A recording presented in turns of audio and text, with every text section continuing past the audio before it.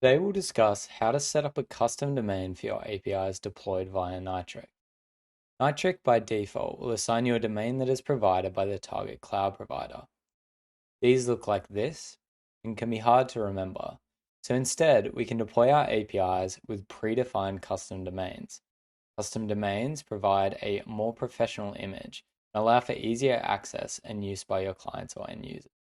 This is done using Amazon Route 53. To set this up, you have to configure your domain or subdomain as a hosted zone in Route 53. Route 53 is AWS's DNS service that allows the management of DNS records for your domain. Let's start by going to the dashboard and going to Create Hosted Zone. Once we've navigated there, we need to look at the domain name and the type. We'll keep it as the public hosted zone type, but we will need to put in our domain name. Once the domain name is put in, we can go to the bottom and go create hosted zone.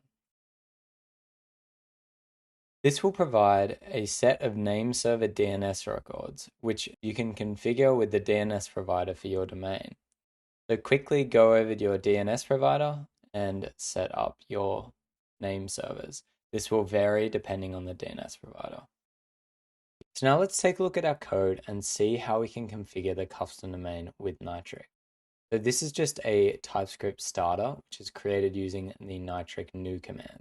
We're going into the functions folder and the hello.ts file. This is a hello API, which is called main, and that will be important when we're configuring our custom domain. So with this, if we want to deploy this, we're just going to have to create a new stack. So the new stack is just a deployment environment where we can set our deployment configuration. We're just going to deploy to AWS in the US East 1 region. Once we've got our custom domain AWS file, we can add an API's key. This API's key is then going to have a subkey of the name of the API from before, main. We can then create our domains. We're just going to call this api.nitric.call. With all that set, all we need to do is nitric up, and we'll add a verbose flag.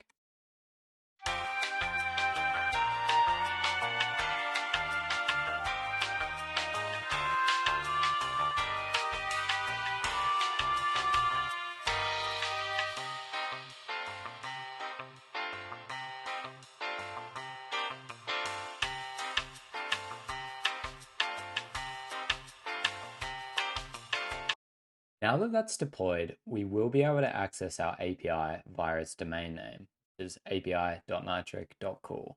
Let's take a quick look at our routes on this API. So it has one, which is a get route with /hello/ the path parameter name, and that will respond with hello and then whatever name we provide. So let's take a quick look using curl https api.nitric.cool/hello/world. And this should respond with hello world, and it does. So you can see that setting up a custom domain for your APIs using Nitric on AWS not only lends to a more professional aesthetic to your APIs, but also ensures more accessible usage for your end users and front-end clients. So take advantage of this feature to optimize your cloud deployments.